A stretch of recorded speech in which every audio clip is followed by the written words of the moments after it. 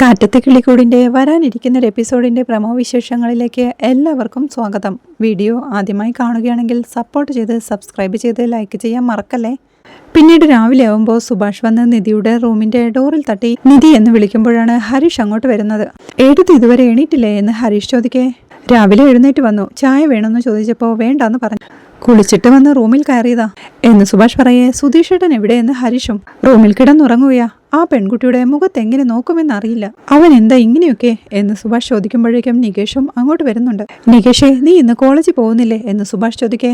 എടുത്തിന്ന് വരുന്നില്ലേ എന്ന് നികേഷും ചോദിക്കുന്നുണ്ട്. അവൾ വരും, നീ പോയി കുളിച്ചിട്ട് വായെന്ന് സുഭാഷ് ഏട്ടൻ പറയും. നികേഷും കുളിക്കാനായി പോവുകയാ. പിന്നീട് അവൻ കുളിച്ച് റെഡിയായി വരുമ്പോഴേക്കും ഓഫീസിൽ പോവാൻ റെഡിയായി നിധിയും റൂമിൽ നിന്ന് ഇറങ്ങി വരുന്നുണ്ട്. എല്ലാവരും ഒരു പതർച്ചയോടെ എന്ത് പറയണമെന്നറിയാതെ നിൽക്കുമ്പോഴേക്കും ഇറങ്ങിയോ മോളെ എന്ന് സുഭാഷ് ഏട്ടനും ചോദിക്കുക. ഇറങ്ങട്ടെ സുഭാഷേട്ടാ എന്ന് നിധിയും പറയേ. രാത്രി നടന്നതോർത്ത് മോള് സങ്കടപ്പെടരുത്, സുധീഷ് ചെയ്തത് വലിയ തെറ്റു തന്നെയാ, ക്ഷമിച്ചേക്ക് മോളെ, വേറെന്താ പറയേണ്ടതെന്ന് എനിക്കറിയില്ലെന്ന് സുഭാഷേട്ടൻ പറയേ. സുഭാഷേട്ടൻ എന്തിനാ സോറിയൊക്കെ പറയുന്നത്, സുഭാഷേട്ടൻ തെറ്റൊന്നും ചെയ്തിട്ടില്ലല്ലോ എന്ന് നിധിയും. നികേഷും നിധിയോടായി. ഏടത്തിക്ക് നല്ല പ്രയാസമായി എന്നറിയാം, വെരി വെരി സോറി ഏടത്തി എന്ന് നികേഷും പറയുന്നുണ്ട്. സുഭാഷേട്ടാ, ഞാൻ ഓഫീസിലേക്ക് ഇറങ്ങുക എന്ന് നിധി പറയേ. സമയമായിട്ടില്ലല്ലോ എന്ന് സുഭാഷും. കുഴപ്പമില്ല, ഞാൻ ഇറങ്ങുവാണെന്ന് നിധി പറയേ. കുറച്ച് സമയമൊന്ന് വെയിറ്റ് ചെയ്യേ, ഞാൻ ഫുഡെല്ലാം റെഡിയാക്കിയിട്ടുണ്ട്, നിനക്ക് ലഞ്ച് ബോക്സ് റെഡിയാക്കി തരാമെന്ന് അവൻ പറയും. അതൊന്നും കുഴപ്പമില്ല സുഭാഷ് ഏട്ടാ എന്ന് നിധിയും. മോളെ, ദോശ ഉണ്ടാക്കിയിട്ടുണ്ട്, കഴിച്ചിട്ട് പോയെന്ന് സുഭാഷ് പറയേ. അതൊന്നും വേണ്ട സുഭാഷ് ഏട്ടാ, ഞാൻ ഇറങ്ങുവാ എന്ന് നിധിയും. എടുത്തി ഞാൻ കൂടി വരാമെന്ന് നികേഷ് പറയുന്നുണ്ടെങ്കിലും കോളേജിലേക്ക് ഇറങ്ങാൻ ഇനിയും സമയമായിട്ടില്ലല്ലോ നികേഷേ, ടൈം ആയിട്ട് പോയാൽ മതിയെന്ന് നിധി പറയേ. ഏടത്തി തനിച്ചു പോവുകയാണോ എന്ന് നികേഷും ചോദിക്കുന്നുണ്ട്. കുഴപ്പമില്ലെന്ന് പറഞ്ഞ് നിധി പോവാൻ തുടങ്ങുന്നേരം നിധി നീയൊന്നും കഴിച്ചില്ലല്ലോ മോളെ എന്ന് സുഭാഷ് ഏട്ടൻ. വേണ്ട സുഭാഷ് ഏട്ടാ, ഞാൻ ഇറങ്ങുവാന്ന് പറഞ്ഞ് നിധി പോവേ. ഞാൻ ഡ്രോപ്പ് ചെയ്യണമെന്ന് ഹരീഷും ചോദിക്കുന്നുണ്ട്. വേണ്ട സുധീഷ് എന്ന് പറഞ്ഞ് നിധിയും വീട്ടിൽ നിന്ന് ഇറങ്ങുകയാ. അവൾ പോകുന്നത് നോക്കിക്കൊണ്ട് സുഭാഷ് ഏട്ടൻ നികേഷിനോടും ഹരീഷിനോടുമായി പറയുന്നുണ്ട്. പാവം, നല്ല വിഷമത്തിലാടാ പോകുന്നത്, രാത്രി മുഴുവൻ ഉറങ്ങിയിട്ടില്ലെന്നാ തോന്നുന്നത്, മുഖം കണ്ടാലേ അറിയാം, ആകെ ഒരുമാതിരിയുണ്ട് എന്നൊക്കെ പറഞ്ഞ് ടെൻഷനോടെ നിൽപ്പാ സുഭാഷും. അവിടെ കട്ടിലിൽ കിടന്നുറങ്ങുകയായിരുന്ന സുധീഷും ഉറക്കമുണർന്ന് മുഖത്തേക്ക് വെയിലടിക്കുന്നത് കണ്ട് ആരാടാ ലൈറ്റ് ഓഫാക്കാതെ കിടക്കുന്നത് എന്നൊക്കെ ചോദിച്ച് കട്ടിലിൽ എഴുന്നേറ്റിരിക്കുമ്പോഴേക്കും ഹരീഷ് ഡ്രസ്സ് എടുക്കാനായി അങ്ങോട്ട് വരികയാ. അവനെ കണ്ട് എടാ ഹരീഷെ, നേരത്തെ എഴുന്നേറ്റോ എന്ന് സുധീഷ് ചോദിക്കുന്നുണ്ടെങ്കിലും അവനെ ദേഷ്യത്തോടെ ഒന്ന് നോക്കി പോടാ എന്ന് പറഞ്ഞ് ഹരീഷ് അവിടെ നിന്ന് ഇറങ്ങി പോവുകയാണ്. പോടാന്നോ, എന്താടാന്ന് സുധീഷ് ചോദിക്കുമ്പോഴേക്കും ഹരീഷ് റൂമിൽ നിന്ന് ഇറങ്ങിപ്പോയി കഴിഞ്ഞിരുന്നു. അപ്പോഴേക്കും നികേഷ് തന്റെ ID കാർഡ് എടുക്കാനായി റൂമിലേക്ക് വരുന്നത് കണ്ട് എടാ നികേഷെ, ഇറങ്ങിയോ എന്ന് സുധീഷ് ചോദിക്കുന്നുണ്ടെങ്കിലും അവൻ ഒന്നും മിണ്ടാതെ റൂമിൽ നിന്ന് ഇറങ്ങി പോവുകയാണ്. ഇവനും മിണ്ടാൻ വയ്യേ, എന്തു പറ്റി ഇവർക്കെല്ലാം എന്നൊക്കെ ആലോചിച്ച് തലയും തടവിക്കൊണ്ടിരിക്കെ സുധീഷിനെ കഴിഞ്ഞ ദിവസത്തെ കാര്യങ്ങളെല്ലാം ഓർമ്മയിൽ വരികയാ. അതെല്ലാം ഓർക്കെ അയ്യോ സുധീഷെ, എന്തൊക്കെയാടാ ചെയ്ത് കൂട്ടിയിരിക്കുന്നേ എന്നൊക്കെ ചിന്തിച്ചവൻ തലയ്ക്കു കൈയും കൊടുത്തിരിക്കുമ്പോഴാണ് സുഭാഷ് ഏട്ടൻ ഡ്രസ്സ് എടുക്കാനായി അങ്ങോട്ട് വരുന്നത്. അലമാരയിൽ നിന്ന് ഡ്രസ്സ് എടുത്തുകൊണ്ട് നിൽക്കുന്ന സുഭാഷ് ഏട്ടനെ കണ്ട് സുഭാഷ് ഏട്ടാ എന്ന് സുധീഷ് വിളിക്കുന്നുണ്ടെങ്കിലും സുഭാഷ് മൈൻഡ് ചെയ്യാതെ പോവാൻ തുടങ്ങുകയാ. സുധീഷും പെട്ടെന്ന് എഴുന്നേറ്റ് സുഭാഷ് ഏട്ടാ, സോറി സുഭാഷ് ഏട്ടാ എന്ന് പറയേ. എന്നെ ഇനി അങ്ങനെ വിളിക്കണ്ടടാ എന്ന് സുഭാഷ് ഏട്ടനും പറയുന്നുണ്ട്. നിന്നെ ഓർക്കുമ്പോഴേ എനിക്ക് ലജ്ജ തോന്നുന്നു, നീ എന്റെ അനിയനാണെന്ന് പറയുന്നത് തന്നെ നാണക്കേടാ. ഒരു പെണ്ണിനോട് ഇങ്ങനെയൊക്കെയാണോടാ പെരുമാറേണ്ടത്, വായിൽ തോന്നുന്നതെല്ലാം വിളിച്ചു പറയാന്നാണോ? നിന്റെ മുഖം കാണുന്നത് എനിക്ക് വെറുപ്പാ. രാത്രി സമയത്ത് ആ നിധിയുടെ റൂമിലേക്ക് പോയി ഡോറെല്ലാം ലോക്ക് ചെയ്ത് എന്തൊക്കെയാ കാട്ടിക്കൂട്ടിയതെന്ന് ഓർമ്മയുണ്ടോ നിനക്ക്? പാവം നിധി ഭയന്ന് വിറച്ച്, ഒരു മദ്യപാനി പോലെയല്ലേ നീ എല്ലാം കാട്ടിക്കൂട്ടിയത്. നിന്നെ ഓർക്കുമ്പോഴേ എനിക്ക് നാണക്കേടാ. ദയവ് ചെയ്ത് എന്റെ കൺമുന്നിലൊന്നും വരരുത്, എങ്ങോട്ടെങ്കിലും മാറിപ്പോയിക്കോ എന്ന് പറഞ്ഞ് സുഭാഷ് ഏട്ടൻ അവിടെ നിന്ന് ഇറങ്ങി പോകാൻ തുടങ്ങുന്നേരം സുധീഷ് അവനെ പിടിച്ചു നിർത്തി. സുഭാഷ് ഏട്ടാ, സോറി സുഭാഷ് ഏട്ടാ, ഞാൻ എന്തോ ദേഷ്യത്തിലായിരുന്നു എന്ന് പറയേ. എന്ത് ദേഷ്യം? അത്രയ്ക്ക് ദേഷ്യം വരാൻ എന്താ കാര്യം? ദേഷ്യം വന്നാൽ രാത്രി ഒരു പെണ്ണിന്റെ റൂമിലേക്ക് കയറി പോവുകയാണോ വേണ്ടത്? നിങ്ങളെയൊക്കെ ഞാൻ അങ്ങനെയാണോ വളർത്തിയത്? ഒരു പെണ്ണിനോട് എങ്ങനെയാ പെരുമാറേണ്ടതെന്ന് അറിയില്ലേ നിങ്ങൾക്ക്? ഇത്രയൊക്കെ പഠിച്ചിട്ടും ബുദ്ധിയും വിവരവും ഇല്ല നിങ്ങൾക്ക് എന്നൊക്കെ വഴക്ക് പറയുമ്പോഴേക്കും അതിലെ പോവുകയെന്ന ഹരീഷും റൂമിലേക്ക് കയറി വരുന്നുണ്ട്. എന്തിനാ സുഭാഷ് ഏട്ടാ ഇങ്ങനെ ഉപദേശിക്കാൻ നിൽക്കുന്നത്? ഇങ്ങരോട് പറയുന്നതെല്ലാം വേസ്റ്റാ. വാ സുഭാഷ് ഏട്ടാ എന്ന് പറഞ്ഞ് ഹരീഷ് സുഭാഷ് ഏട്ടനെ വിളിച്ചോണ്ട് പോവുകയാണ്. ആകെ ടെൻഷനോടെ ഭ്രാന്ത് പിടിച്ച അവസ്ഥയിൽ കട്ടിലിലേക്ക് ഇരിപ്പാ സുധീഷും. പിന്നീട് സുധീഷ് റൂമിൽ നിന്നിറങ്ങി തളത്തിലെത്തുമ്പോഴേക്കും നികേഷ് അവിടെ കോളേജിൽ പോവാൻ റെഡിയാവുകയാ. നികേഷെ, സോറി നികേഷെ, സത്യമായിട്ടും എനിക്ക് അറിയാത്ത കാര്യങ്ങളാ എന്ന് സുധീഷ് പറയുമ്പോഴേക്കും ഒന്ന് പോ സുധീഷ് ഏട്ടാ എന്ന് നികേഷും പറയുന്നുണ്ട്. പിന്നീട് അവൻ ജോലിക്ക് പോവാൻ റെഡിയായി നിൽക്കുന്ന ഹരീഷിന്റെ അരിയിലേക്ക് ചെന്ന് എടെ ഹരീഷെ, അറിയാതെ സംഭവിച്ചു പോയതാടാ, നിനക്കെന്നെ അറിയില്ലേടാ, അറിയാതെ പറ്റിയതാടാ എന്നൊക്കെ പറയുന്നുണ്ടെങ്കിൽ മാറി നിൽക്കങ്ങോട്ട് എന്ന് പറഞ്ഞ് സുഭാഷ് ഏട്ടാ ഞാൻ പോവുകയെന്ന് വിളിച്ചു പറഞ്ഞ് ഹരീഷ് അവിടെ നിന്ന് ഇറങ്ങി പോവുകയാ. അവൻ പോയി കഴിയുമ്പോഴേക്കും നിധിയുടെ തുറന്നു കിടക്കുന്ന റൂം കണ്ട് ഒരു നിമിഷം ടെൻഷനോടെ നോക്കി നിൽപ്പാ സുധീഷും. പിന്നീട് അവൻ സങ്കടത്തോടെ അടുക്കളയിലേക്ക് ചെന്ന് ലഞ്ച് ബോക്സ് റെഡിയാക്കിക്കൊണ്ടിരിക്കുന്ന സുഭാഷ് ഏട്ടനോടായി. സുഭാഷ് ഏട്ടാ, സോറി സുഭാഷ് ഏട്ടാ, അറിയാതെ പറ്റിപ്പോയതാ, എന്നോട് ക്ഷമിക്കൂ സുഭാഷ് ഏട്ടാ, ഇനി ഞാൻ അങ്ങനെയൊന്നും ചെയ്യില്ല സുഭാഷ് ഏട്ടാ, എന്നോട് ക്ഷമിക്കൂ സുഭാഷ് ഏട്ടാ എന്നൊക്കെ പറയുന്നുണ്ടെങ്കിലും സുഭാഷ് അത് മൈൻഡ് ചെയ്യാതെ നികേഷിന് ലഞ്ച് ബോക്സ് കൊണ്ടുകൊടുത്ത് മുഴുവൻ കഴിക്കണമെന്ന് പറയുന്നുണ്ട്. നികേഷെ, സുഭാഷ് ഏട്ടനോട് ഒന്ന് പറയടാ സുഭാഷ് ഏട്ടാ പ്ലീസ് എന്ന് പറയുമ്പോഴേക്കും നികേഷും സുഭാഷിനോട് യാത്ര പറഞ്ഞിറങ്ങുകയാ. അപ്പോഴേക്കും സുഭാഷും ജോലിക്ക് പോവാനായി ഇറങ്ങുകയാ. സുഭാഷ് ഏട്ടാ, സോറി സുഭാഷ് ഏട്ടാ, പ്ലീസ് സുഭാഷ് ഏട്ടാ എന്നൊക്കെ വിളിച്ച് സുധീഷ് ചെല്ലുന്നുണ്ടെങ്കിലും അവന്റെ കൈ തട്ടി മാറ്റിക്കൊണ്ട് സുഭാഷ് ജോലിക്ക് പോവുകയാ. ആകെ സങ്കടത്തോടെയും ടെൻഷനോടെയും എന്തു ചെയ്യണമെന്നറിയാതെ സുധീഷ് നിൽക്കെ നിധിയുടെ റൂമിന്റെ ഡോർ തുറന്നു കിടക്കണ കണ്ട് അവൻ ഡോറിനരികിലേക്ക് ചെന്ന് നോക്കുമ്പോഴേക്കും എടാ അവൾ അവിടെ ഇല്ലടാ, അവൾ നേരത്തെ ഓഫീസിലേക്ക് ഇറങ്ങി എന്ന് ഉമ്മറവാതിൽക്കലേക്ക് വന്ന അച്ഛനും വിളിച്ചു പറയുന്നുണ്ട്. ഇന്നലെ കലക്കിയല്ലോ എന്നച്ഛൻ പറയുമ്പോഴേക്കും സുധീഷ് ദേഷ്യത്തോടെ അങ്ങോട്ട് ഓടിച്ചെന്ന് അച്ഛന്റെ കഴുത്തിനിട്ട് പിടിക്കുക. ഒരു വിധത്തിൽ അവന്റെ പിടിവിടുവിച്ച് കൈയൊന്നും മുറുക്കിയിരുന്നേൽ ഞാനിപ്പോൾ ചത്തുപോയേനല്ലോ എന്ന് അച്ഛനും ചോദിക്കുന്നുണ്ട്. ചാവട്ടെ, ചത്തു തുലയട്ടെ, ഇതെല്ലാം നിങ്ങളെ കൊണ്ടാ സംഭവിച്ചത്, എന്നിട്ട് കലക്കി എന്ന് പറഞ്ഞു വന്നിരിക്കുന്നു. അടങ്ങി ഒതുങ്ങിയിരുന്ന എന്നെ ഓരോന്ന് പറഞ്ഞ് എരിവ് കയറ്റി തള്ളിവിട്ടത് നിങ്ങൾ തന്നെയല്ലേ എന്നവൻ ചോദിക്കേ, ഞാൻ എരിവ് കയറ്റിയെന്ന് വെച്ച് നീ ഇതൊക്കെ ചെയ്യാൻ പാടുണ്ടോ?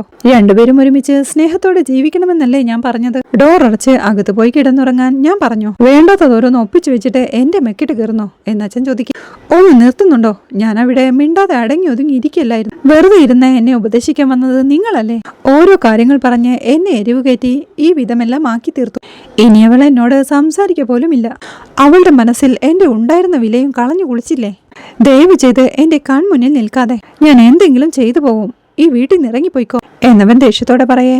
ഒന്ന് ഉപദേശിക്കാനും പറ്റില്ല. ഞാൻ എന്തോ പറഞ്ഞു, ഇവൻ വേറെന്തോ ചെയ്തു. ഇപ്പോ എല്ലാം കൂടി എന്റെ തലയിൽ കൊണ്ടുവന്ന് വെച്ചിരിക്കുന്നു എന്ന് പറഞ്ഞ് അച്ഛനും അവിടെ നിറങ്ങി പോവുകയാ. ഓഫീസിലെത്തിയ നിധി ജോലി ചെയ്യാൻ കഴിയാതെ ടെൻഷനോടെ ഇരിക്കുക. അവളുടെ മനസ്സിലേക്ക് തലേന്ന് രാത്രി സുധീഷ് റൂമിലേക്ക് കയറി വന്ന് പറഞ്ഞ കാര്യങ്ങളെല്ലാം ഓടിയെത്തുകയാ.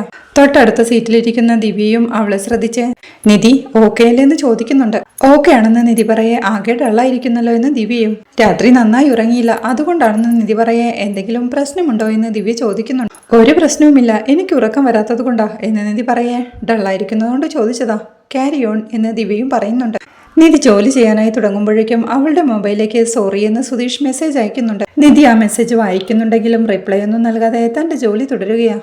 നിധി റിപ്ലൈ ചെയ്യാത്തതിനാൽ സുധീഷും അവളെ വിളിക്കുന്നുണ്ട്.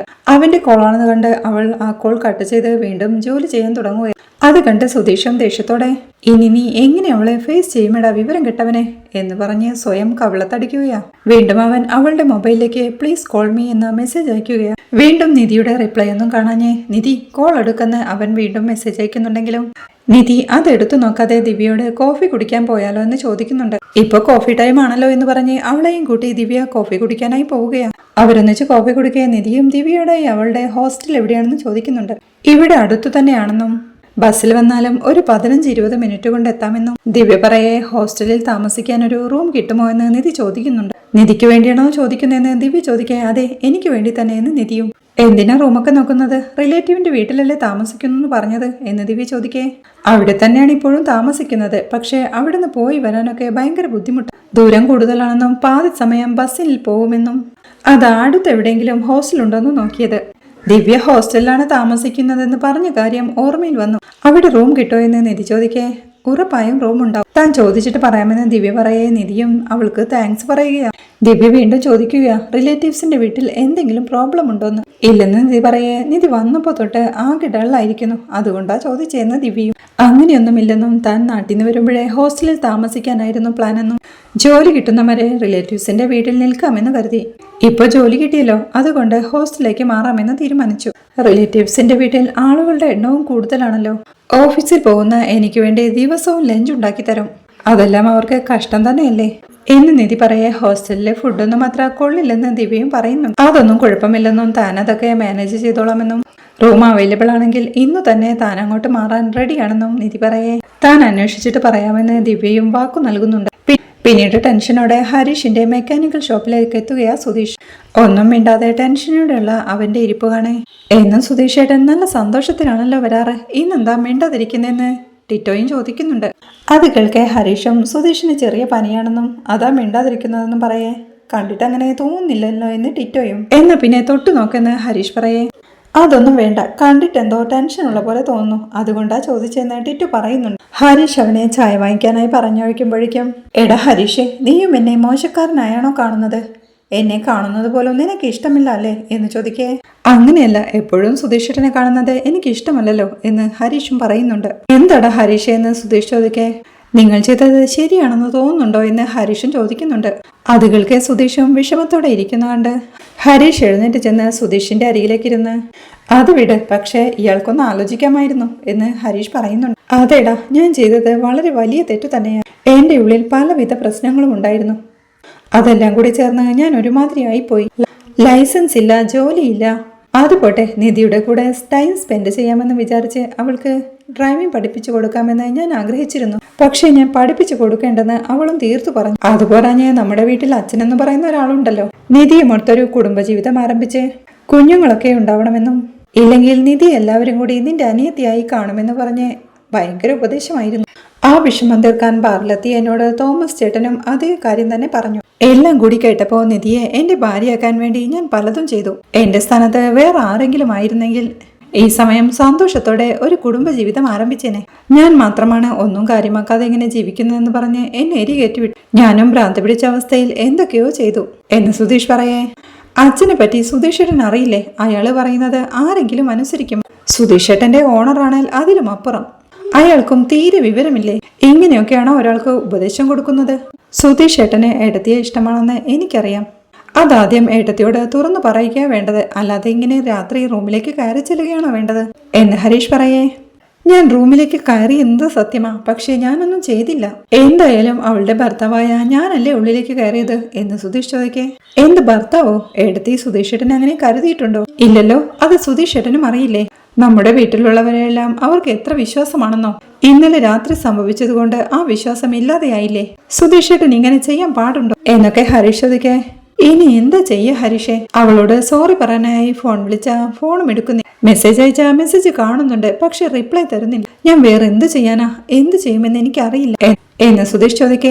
ഇയാൾ ഒന്നും ചെയ്യണ്ട, ഒന്നും മിണ്ടാതിരിക്കെ. ഇയാൾ ചെയ്യുന്ന കാര്യങ്ങളെല്ലാം മോശമായിട്ടാ വരുന്നത്. ഇനി ഒന്നും ചെയ്യാതെ ഇരുന്ന പതി അതങ്ങ് റെഡി ആയിക്കോളും എന്ന് ഹരീഷ് പറയുമ്പോഴേക്കും നീതു അങ്ങോട്ടെത്തുകയാ. സുധീഷിനെ അവിടെ കണ്ട്, എന്ത് പറ്റി ബ്രോ, അടിക്കടി ഇവിടെ ഉണ്ടല്ലോ? ഞാൻ എന്റെ ഇയാളെ തനിച്ചു കാണാൻ വന്നതാ എന്ന് പറഞ്ഞ് കടയിലെല്ലാം സൂക്ഷിച്ചു നോക്കിക്കൊണ്ട് ടിറ്റോയും ചന്തുവും ഇവിടെ ഇല്ലേന്ന് ചോദിക്കുന്നുണ്ട്. ടിറ്റോ ചായ വാങ്ങിക്കാനായി പോയതാണെന്ന് ഹരീഷ് പറയേ. അവൻ വന്നാലുടനെ അവനെ വിട്ട് എനിക്കൊരു ജ്യൂസ് വാങ്ങിപ്പിക്കുന്ന നീതു. വീണ്ടും അവൾ ടെൻഷനോടെ ഇരിക്കുന്ന സുധീഷിനെ നോക്കിക്കൊണ്ട്, എന്താ ഇങ്ങനെ ടെൻഷനോടെ ഇരിക്കുന്നത് എന്ന് ചോദിക്കേ. സുധീഷ് ഏട്ടനെ നല്ല സുഖമില്ലെന്ന് ഹരീഷും പറയുന്നുണ്ട്. കണ്ടിട്ട് കുഴപ്പമൊന്നും തോന്നുന്നില്ലല്ലോ എന്ന് നിധി പറയേ. ഇപ്പോഴല്ല ഞാൻ സുഖമില്ലെന്ന് പറഞ്ഞത്, അപ്പോഴേക്കും കണ്ടിട്ട് അസുഖമൊന്നുമില്ലെന്നോ എന്ന് ഹരീഷ് പറയേ. മുഖം കണ്ടാൽ അറിയാലോ എന്തോ ടെൻഷനിലാണെന്ന്. എന്തുപറ്റി, എഴുത്തിയുമായി വഴക്കിട്ടോ എന്ന് നീതുവും ചോദിക്കുന്നുണ്ട്. അതുകൾക്ക് ഹരീഷും അതെ എന്ന് പറയേ. ഹരീഷും ഞാനും വഴക്കും അടിയുമൊന്നും ഉണ്ടാക്കാതെ എത്ര മനോഹരമായാണ് ലവ് ചെയ്യുന്നത്. നിങ്ങൾ എന്തിനാ ഇങ്ങനെ വഴക്കുണ്ടാക്കുന്നതെന്ന് നീതു ചോദിക്കേ. സുധീഷ് ദേഷ്യത്തോടെ അവളെ ഒന്ന് നോക്കുന്നുണ്ട്. അത് വിട്ടേക്ക്, സുധീഷ് ഏട്ടൻ ഇത്തിരി ടെൻഷനില്ല. നീ വന്ന കാര്യം പറയുന്ന ഹരീഷും.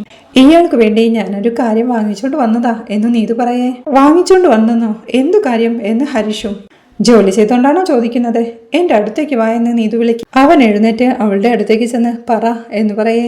ഹരീഷിന് എന്തെങ്കിലും തരണമെന്ന് കുറെ നാളായി ഞാൻ ആഗ്രഹിക്കുന്നു. ഹരീഷിന് വേണ്ടി എന്തു വാങ്ങണമെന്ന് എനിക്കറിയില്ലായിരുന്നു. കുറെ ഞാൻ ആലോചിച്ചു. അങ്ങനെ ഒടുവിൽ ഞാനത് കണ്ടുപിടിച്ചു. എന്താ വാങ്ങിയിരിക്കുന്നതെന്ന് അറിയാമോ എന്ന് പറഞ്ഞവൾ തന്റെ ബാഗിൽ നിന്ന് ഒരു ഗേൾ ബോയ് കൈപിടിച്ചു നിൽക്കുന്ന ഒരു കീ ചെയിൻ എടുത്ത് കാണിക്കുക. ആകാംക്ഷയോടെ അവൾ കൊടുക്കുന്ന ഗിഫ്റ്റ് നോക്കിയിരുന്ന സുധീഷിനും ചിരി വരുന്നുണ്ട്. എങ്ങനെയുണ്ട്, സൂപ്പർ അല്ലേ എന്ന് നീതു സന്തോഷത്തോടെ ചോദിക്കുക. ദേഷ്യത്തോടെ അവളെ നോക്കിക്കൊണ്ട് അത് എന്ന് സമ്മതിക്കുക ഹരീഷും.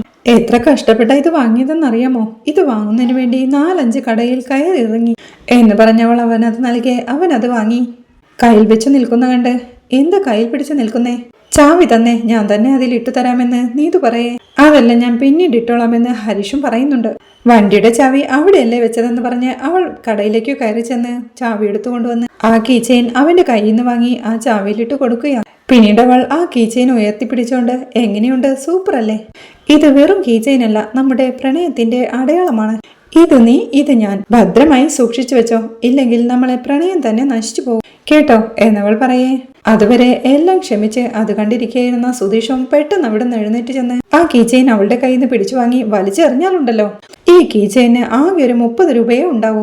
ഇത്ര ചെറിയ വിലയുടെ ഒരു കീച്ചെയിനും വെച്ച് കുറെ നേരമായി സംസാരിക്കുന്നുണ്ടല്ലോ. ഇത് വാങ്ങാൻ വേണ്ടി നീ കുറെ കളകളിൽ അലഞ്ഞു തിരിഞ്ഞു നടന്നെന്ന് പറഞ്ഞല്ലോ. ഞങ്ങൾ ഇങ്ങനെ 15 രൂപയുടെ ഒരു ഗിഫ്റ്റ് വാങ്ങിച്ചു തന്നാ നീ അത് സ്വീകരിക്കുമോ? നല്ല കാശ് ചെലവാക്കിപ്പിച്ച് വേണ്ടതെല്ലാം വാങ്ങിപ്പിക്കും. ഇവന് മാത്രം 10 രൂപയുടെ ഒരു കീച്ചെയിനും വാങ്ങിക്കൊണ്ട് വന്നിരിക്കുന്നു. നല്ല ബ്രാൻഡഡ് ഷർട്ടോ പാന്റോ വാങ്ങിച്ചു കൊടുക്കാമായിരുന്നല്ലോ, അല്ലെങ്കിൽ ഒരു ഐഫോൺ വാങ്ങിച്ചു കൊടുക്ക. ഇനി അതിൽ കൂടുതൽ വേറെന്തെങ്കിലും വാങ്ങിക്കൊടുക്കണമെന്ന് വിചാരിച്ച ഒരു വണ്ടി വാങ്ങിക്കൊടുക്ക, അതുമല്ലെങ്കിൽ ഒരു കാർ വാങ്ങിക്കൊടുക്ക. അതൊന്നും പറ്റില്ല. ഒരു 10 രൂപയുടെ കീച്ചെയിനും വാങ്ങിക്കൊടുത്തിട്ട് അതിന്റെ ഒരു വീമ്പ് പറിച്ചില്ലോ. നീ വലിയ ബിൽഡപ്പ് ഒക്കെ കൊടുത്ത് പറഞ്ഞു വന്നപ്പോ ബാഗിൽ നിന്ന് വല്ല സ്വർണ്ണമാലയും എടുത്തു കൊടുക്കുമെന്നാ കരുതിയത്. ഇത്ര ചെറിയൊരു കീച്ചെയിൻ കൊടുക്കുന്നതിനാണോ ഇത്രയും വലിയ ബിൽഡപ്പ് ഒക്കെ? പോരാത്തതിന് ഇത് വെറും കീച്ചെയിൻ അല്ല, ഇത് നമ്മുടെ പ്രണയത്തിന്റെ അടയാളമാണെന്ന് ഡയലോഗും. വേഗം പോവാൻ നോക്ക് എന്ന് സുധീഷ് പറയേ. നിങ്ങൾ ഇവിടെ കണ്ട് ഇങ്ങോട്ട് വന്നാ എന്നെ പറഞ്ഞാ മതി എന്ന് പറഞ്ഞ് ഹരീഷിനോടായി. സുധീഷ് ഏട്ടൻ എന്നെ പറ്റി എന്തൊക്കെയാ പറയുന്നെന്ന് കേട്ടില്ലേ? ഒരു വാക്കെങ്കിലും എനിക്ക് വേണ്ടി പറഞ്ഞോ? അങ്ങനെ മിണ്ടാതെ നിന്നു. ഈ പറഞ്ഞത് എന്റെ ചേട്ടനായിരുന്നെങ്കിൽ നിങ്ങൾ എന്തുമാത്രം വഴക്കുണ്ടാക്കുമോ? നിന്നെയാണല്ലോ ഞാൻ ലവ് ചെയ്തത്, പോടാ എന്ന് പറഞ്ഞ് നീതു അവിടെ നിറങ്ങി പോവുകയാണ്. ടെൻഷനോടെ ഹരീഷ് അവൾ പോകുന്നത് നോക്കി നിൽക്കേ. ഇതാടാ നിന്റെ പ്രണയത്തിന്റെ അടയാളം, നല്ല ഭദ്രമായി സൂക്ഷിച്ചു വെക്കെന്ന് പറഞ്ഞ് ആ കീച്ചെയിൻ ഹരീഷിന്റെ കയ്യിലേക്ക് കൊടുക്കുകയാ. പിന്നീട് ദിവ്യയുടെ കൂടെ അവളുടെ ഹോസ്റ്റലിലേക്ക് വരികയാ നിധി. ഇതാണ് എന്റെ ഹോസ്റ്റൽ, അകത്ത് കയറി വാർഡനോട് റൂം ഉണ്ടോ എന്ന് ചോദിക്കാം എന്ന് പറഞ്ഞ് ദിവ്യ അവളെയും കൂട്ടിക്കൊണ്ട് വാർഡന്റെ അടുത്തേക്ക് പോകും. ദിവ്യ വാർഡനെ നിധിയെ പരിചയപ്പെടുത്തി റൂം ഉണ്ടോ എന്ന് ചോദിക്കുക. റൂമെല്ലാം ഉണ്ട്. സിംഗിൾ റൂമും ഷെയറിംഗ് റൂമും ഉണ്ട്. സിംഗിൾ റൂം ഫുഡും കൂടി ചേർത്ത് 10,000 രൂപ വാടക വരും. ഷെയറിംഗ് റൂം ആണെങ്കിൽ 7,000 രൂപയേ വരികയുള്ളൂ. ഏത് ടൈപ്പ് റൂം വേണമെന്ന് അവർ ചോദിക്കേ ഷെയറിംഗ് റൂം മതിയെന്ന് നിധിയും. 3 മാസത്തെ റെന്റ് അഡ്വാൻസ് ആയി കൊടുക്കണമെന്നും അതൊരു ഡെപ്പോസിറ്റ് ആയി കാണുമെന്നും വെക്കേറ്റ് ചെയ്യുമ്പോൾ തിരിച്ചു തരുമെന്നും വാർഡൻ പറയും. തന്റെ കയ്യിൽ അതിനുള്ള ക്യാഷ് ഒന്നുമില്ലെന്നും ഇപ്പോൾ ജോലിക്ക് ചേർന്നതേയുള്ളൂവെന്നും 3 months റെന്റ് കൊടുക്കാൻ കഴിയില്ലെന്നും എന്തെങ്കിലും ചെയ്തു തരണമെന്നും നിധി പറയും. ദിവ്യയും നിധിക്ക് വേണ്ടി സംസാരിക്കുന്നുണ്ട്. മാഡം, ഇവളെ എനിക്ക് നന്നായി അറിയാം. സെക്യൂരിറ്റി ഡെപ്പോസിറ്റ് നൽകാനൊന്നും ഇവൾക്കിപ്പോ കഴിയില്ല. ഞാൻ ഗ്യാരണ്ടി തന്നാ പോരെ, എന്തെങ്കിലും ഒരു ഹെൽപ്പ് ചെയ്യൂ മാഡം പ്ലീസ് എന്ന് ദിവ്യ പറയേ. അത് സംബന്ധിച്ച് 3 മാസത്തെ റെന്റ് വേണ്ട, അറ്റ്ലീസ്റ്റ് 1 മാസത്തെ റെന്റെങ്കിലും തരണമെന്ന് വാർഡനും പറയുക. മാഡം, പകുതി റെന്റ് തന്നാ മതിയോ? ബാക്കി പകുതി കുറച്ച് കഴിഞ്ഞു തരാമെന്ന് നിധി പറയേ. എന്താ ദിവ്യ ഇത്? നീ പറഞ്ഞത് കൊണ്ടാ 3 മാസത്തെ റെന്റ് 1 മാസമായി കുറച്ചത്. ഇപ്പൊ അതിന്നും പകുതിയാക്കുന്നല്ലോ എന്നവർ പറയും. 1 മിനിറ്റ് എന്ന് അവരോടായി പറഞ്ഞ് ദിവ്യ നിധിയെ വിളിച്ച് മാറ്റി നിർത്തി. ഇവിടെ ഇത്രയൊക്കെ സമ്മതിച്ച് തന്നെ വലിയ കാര്യമാ നിധി. ബാക്കി ക്യാഷ് വേണമെങ്കിൽ ഞാൻ തരാമെന്ന് പറഞ്ഞ് ദിവ്യ ക്യാഷ് എടുക്കാൻ തുടങ്ങുമ്പോഴേക്കും അതൊന്നും വേണ്ട, സാലറി കിട്ടുന്നവരെ എല്ലാം ഒന്ന് അഡ്ജസ്റ്റ് ചെയ്യണ്ടേ, അതാ അങ്ങനെ ചിന്തിച്ചത്. നീ എങ്ങനെയെങ്കിലും ഒന്ന് വാർഡനോട് പറഞ്ഞ് മനസ്സിലാക്കുന്ന നിധി പറയും. ശരി, നമുക്ക് പറഞ്ഞു നോക്കാമെന്ന് പറഞ്ഞ് ദിവ്യ വീണ്ടും നിധിയെയും കൂട്ടി വാർഡന്റെ അടുത്തേക്ക് പോവുകയാണ്. അങ്ങനെ ദിവ്യ ഒരുവിധം കാര്യങ്ങൾ സംസാരിച്ച് വാർഡനെ കൊണ്ട് സമ്മതിപ്പിക്കുന്നുണ്ട്. റൂം കാണാൻ പറ്റുമോ എന്ന് നിധി ചോദിക്കെ അവളെയും കൂട്ടി വാർഡൻ ഒരു ഷെയറിംഗ് റൂം കാണിച്ചു കൊടുക്കുകയാണ്. ഇത് ഷെയറിംഗ് റൂമാണെന്നും 2 പേർക്കും ഒരേ ബാത്റൂമാണെന്നും ബാത്റൂം തനിയെ ക്ലീൻ ചെയ്യണമെന്നും ബ്രേക്ക്ഫാസ്റ്റ് 8 മണിക്കും 9 മണിക്കും ഇടയിൽ റെഡിയാവുമെന്നും താഴെ വന്ന് കഴിക്കണമെന്നും 2 മണിക്കുള്ളിൽ ലഞ്ച് റെഡിയാവുമെന്നും ജോലിക്ക് പോകുന്നതായതുകൊണ്ട് ടിഫിൻ കൊണ്ടുപോകും. നൈറ്റിൽ 8നും 9നും ഇടയിൽ ഡിന്നർ റെഡിയാവുമെന്നും അവർ അവിടുത്തെ കാര്യങ്ങളെല്ലാം വിശദീകരിക്കാൻ നിധിയും ഓക്കെ പറയുകയാണ്.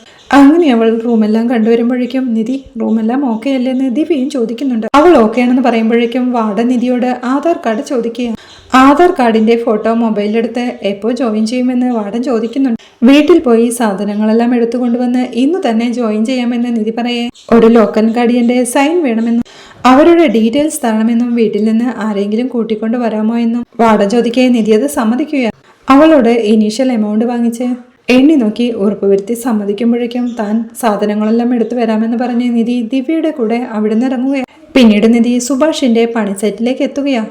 അവിടെ ജോലി ചെയ്യുന്ന സുഭാഷിനെ കണ്ട് അവൾ ഒരിടത്ത് മാറി നിൽക്കെ അവളെ കണ്ട അവിനാശും സുഭാഷ് ഏട്ടനെ വിളിക്കണമെന്ന് ചോദിക്കുന്നുണ്ടെങ്കിലും സുഭാഷ് ഏട്ടൻ ജോലി ചെയ്ത് തീർക്കട്ടെ എന്നും ശല്യം ചെയ്യേണ്ടെന്നും അതുവരെ താൻ ഇവിടെ വെയിറ്റ് ചെയ്യാമെന്നും പറഞ്ഞ് നിധി വെയിറ്റ് ചെയ്യുകയാണ്. അതിനിടയിൽ സുഭാഷും അവളെ കണ്ട് നിധി എപ്പോ വന്നു, എന്താ അവിടെ നിൽക്കുന്നു, വിളിക്കാമായിരുന്നില്ലേ എന്ന് ചോദിച്ച് അവളുടെ അടുത്തേക്ക് ചെല്ലേ.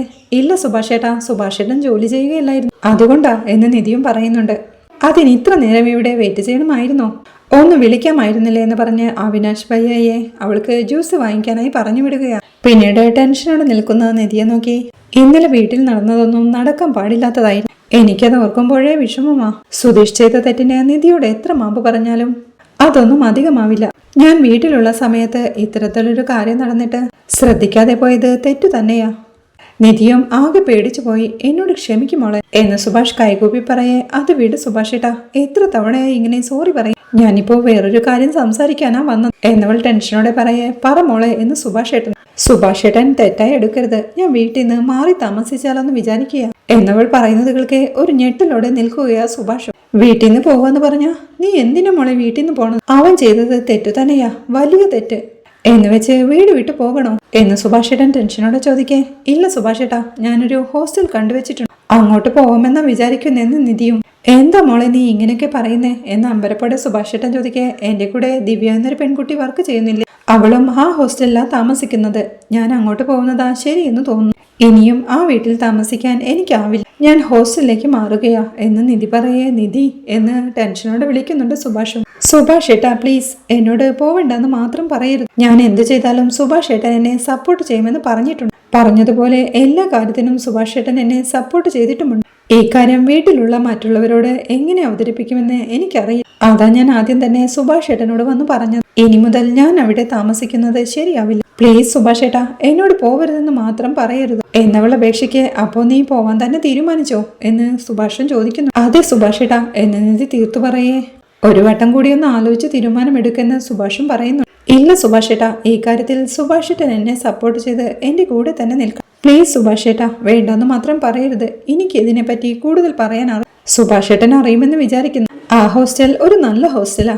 എന്റെ കൂടെ ജോലി ചെയ്യുന്ന കുട്ടിയും ആ ഹോസ്റ്റലിലാ താമസിക്കുന്നത്. നമ്മുടെ വീട്ടിൽ നിന്നും അത്ര ദൂരത്തിലൊന്നുമല്ല. എപ്പോ വേണേലും എനിക്ക് സുഭാഷ് ഏട്ടനെയും സുഭാഷ് ഏട്ടനെ എന്നെയും വന്ന് കാണാം. പ്ലീസ് സുഭാഷ് ഏട്ടാ, എനിക്ക് പോയേ മതിയാവും എന്നവൾ അപേക്ഷിക്ക്. ഒരു നിമിഷം ടെൻഷനോടെ അവളെ നോക്കി നിന്ന് സങ്കടം സഹിക്കാനാവാതെ തന്റെ നിറഞ്ഞ കണ്ണുകൾ തുടച്ച് വീണ്ടും അവളുടെ അരികിലേക്ക് ചെന്ന്, ശരി മോളെ, നിനക്ക് ശരിയെന്ന് തോന്നുന്നത് നീ ചെയ്യൂ. ഞാൻ നിന്നെ ഹോസ്റ്റലിൽ കൊണ്ടുപോയി വിടാം, നീ തനിച്ചു പോവണ്ട എന്ന് പറയേ. സുഭാഷ് ഏട്ടൻ ഉറപ്പായും വരണം. അവിടെ ഞാൻ ജോയിൻ ചെയ്യുമ്പോ ലോക്കൽ ഗാർഡിയൻ സൈൻ ചെയ്യണം. സുഭാഷ് ഏട്ടൻ വന്ന് സൈൻ ചെയ്യണമെന്ന് നിധി പറയേ. സുഭാഷ് അത് സമ്മതിച്ച് താൻ വന്ന് സൈൻ ചെയ്ത് കൊണ്ടുവിടാമെന്ന് പറയുക. അപ്പോഴേക്കും അവിനാശ് അവൾക്കുള്ള ജ്യൂസുമായി വരുന്നു. സുഭാഷ് അത് കൊടുക്കുമ്പോഴേക്കും അവൾ അത് വാങ്ങിച്ചുകൊണ്ട് ടെൻഷനോടെ, സുഭാഷ് ഏട്ടൻ എന്നെ തെറ്റിദ്ധരിക്കല് കേട്ടോ എന്ന് പറയേ. സുഭാഷും പറയുന്നു, അങ്ങനെയൊന്നുമില്ല മോളെ, നിനക്ക് ഏത് ശരിയെന്ന് തോന്നുന്നുവോ അത് ചെയ്യുക, ഒരു പ്രശ്നവുമില്ലെന്ന് പറഞ്ഞ് ഒരു പുഞ്ചിരിയോടെ അവളോട് ജ്യൂസ് കുടിക്കാനായി പറയുക. സങ്കടത്തോടെ അവളുടെ കണ്ണുകളും നിറയുന്നുണ്ട്. പിന്നീട് സന്ധ്യയാവുമ്പോൾ വീട്ടിലെത്തിയ നിധി ഒരു ബാഗിൽ തന്റെ ഡ്രസ്സെല്ലാം എടുത്തു വെക്കുകയാ. റേഡിയോയിൽ ഒരു ശോകഗാനം വെച്ച് ഭാസ്കരനും ഉമ്മറത്തെ കട്ടിലിൽ കിടപ്പുണ്ട്. സുഭാഷും നികേഷും സങ്കടത്തോടെ തളത്തിലിരിക്കുക. അപ്പോഴാണ് ഹരീഷിന്റെ ബൈക്കിൽ സുധീഷ് അങ്ങോട്ട് വരുന്നത്. തളത്തിലത്തെ സങ്കടത്തോടെ ഇരിക്കുന്ന സുഭാഷ് ഏട്ടനെയും നികേഷിനെയും കണ്ട് സുധീഷ് സുഭാഷ് ഏട്ടന്റെ അരികിലേക്ക് ചെന്ന്, സുഭാഷ് ഏട്ടാ എന്തു പറ്റി സുഭാഷ് ഏട്ടാ എന്ന് ചോദിക്കുന്നുണ്ട്. സുഭാഷ് ഒന്നും മിണ്ടാതെ തലകുനിച്ചിരിക്കെ സങ്കടത്തോടെ നിൽക്കുന്ന നികേഷിനെയും കണ്ട്, എന്താണ് നികേഷേ, എന്താ എല്ലാവരും സങ്കടത്തോടെ ഇരിക്കുന്നത് എന്ന് ഹരീഷും ചോദിക്കുന്നുണ്ട്. അത് കേൾക്കെ നികേഷും ദേഷ്യത്തോടെ അവിടെ നിന്ന് എഴുന്നേറ്റ് ചെന്ന് സുധീഷിന്റെ കോളർ നെട്ട് പിടിച്ച്, സന്തോഷമായില്ലേ സുധീഷ് ഏട്ടന്, സന്തോഷമായില്ലേ എന്ന് സങ്കടത്തോടെ ചോദിക്കേ. എടാ നികേഷേ, എന്തു പറ്റിയെന്ന് ഹരീഷ് വീണ്ടും ചോദിക്കുന്നുണ്ട്. ഏടത്തി ഈ വീട് വിട്ടു പോവുകയാ എന്ന് നികേഷ് പറയേ. വീട് വിട്ടു പോവുകയോ എന്ന് ഹരീഷും അമ്പരപ്പോടെ ചോദിക്കുന്നുണ്ട്. വീട് വിട്ടു പോവാന്ന് പറഞ്ഞാ എവിടേക്കാടാ പോകുന്നത് എന്ന് ഹരീഷ് ചോദിക്കും. നിധി ഒരു ഹോസ്റ്റലിലേക്ക് പോവുകയാ. അവളുടെ കൂടെ ജോലി ചെയ്യുന്ന ഒരു പെൺകുട്ടി ഹോസ്റ്റലിലാണ് താമസിക്കുക. ആ ഹോസ്റ്റലിൽ താമസിക്കാൻ പറഞ്ഞുറപ്പിച്ചു വന്നതാ. അങ്ങോട്ടാണ് പോകുന്നതെന്ന് സങ്കടത്തോടെ സുഭാഷും പറയുകയാ. എല്ലാം കേൾക്കെ ഒരു ഞെട്ടലോടെ നിൽക്കുകയാണ് സുധീഷും. സുധീഷ് ഏട്ടനിപ്പോ സന്തോഷമായില്ലേ? ഏടത്തി ഈ വീട് വിട്ടു പോവുകയാ? എല്ലാ സന്തോഷവും നിങ്ങളായിട്ട് ഇല്ലാതാക്കിയില്ലേ എന്ന് നികേഷ് സങ്കടത്തോടെ ചോദിക്കേ. സുധീഷും സുഭാഷ് ഏട്ടനോടായി, എന്ത് സുഭാഷ് ഏട്ടൻ ഈ പറയുന്നത്? അവളോട് പോവണ്ടെന്ന് സുഭാഷ് ഏട്ടൻ പറഞ്ഞില്ലേ എന്ന് സുധീഷ് ചോദിക്കേ. ഇനി എന്ത് പറഞ്ഞാ ഞാൻ അവളെ ഇവിടെ പിടിച്ചു നിർത്തേണ്ടത്? ഇത്രയും കാലം നമ്മുടെ മേൽ അവൾക്കൊരു വിശ്വാസം ഉണ്ടായിരുന്നു. ഇനി എന്ത് വിശ്വാസത്തിലാ അവളോട് ഞാനിവിടെ താമസിക്കാൻ പറയേണ്ടത് എന്ന് സുഭാഷ് ഏട്ടനും ടെൻഷനോടെ ചോദിക്കുന്നുണ്ട്. അപ്പോഴേക്കും നിധിയും പോവാൻ റെഡിയായി ബാഗുമായി അങ്ങോട്ടെത്തുകയാ. ഞാൻ ഇറങ്ങട്ടെ സുഭാഷ് ഏട്ടാ എന്ന് നിധി പറയേ. ഏടത്തി പോവല്ലേ ഏടത്തി, നടന്നതെല്ലാം തെറ്റു തന്നെയാ, സോറി ഏടത്തി, ഈ വീട് വിട്ട് പോവല്ലേ ഏടത്തി, പ്ലീസ് ഏടത്തി എന്നവൻ കരഞ്ഞു പറയേ. നികേഷേ പ്ലീസ്, നീ കരയല്ലേ, നീ കരഞ്ഞാ എനിക്ക് വിഷമമാവും, എന്നെ ഒന്ന് മനസ്സിലാക്ക് പ്ലീസ്, നീ എന്തു പറഞ്ഞാലും ഞാൻ ഇനി ഇവിടെ താമസിക്കില്ല എന്നവൾ പറയുന്നത് കേൾക്കെ ടെൻഷനോടെ ഒന്നും മിണ്ടാതെ തല കുനിച്ച് നിൽപ്പാ സുധീഷും. ഇത്രയുമാണ് ഈ എപ്പിസോഡിലെ വിശേഷങ്ങൾ. വീഡിയോ ഇഷ്ടമായാൽ സപ്പോർട്ട് ചെയ്ത് സബ്സ്ക്രൈബ് ചെയ്ത് ലൈക്ക് ചെയ്യാൻ മറക്കല്ലേ.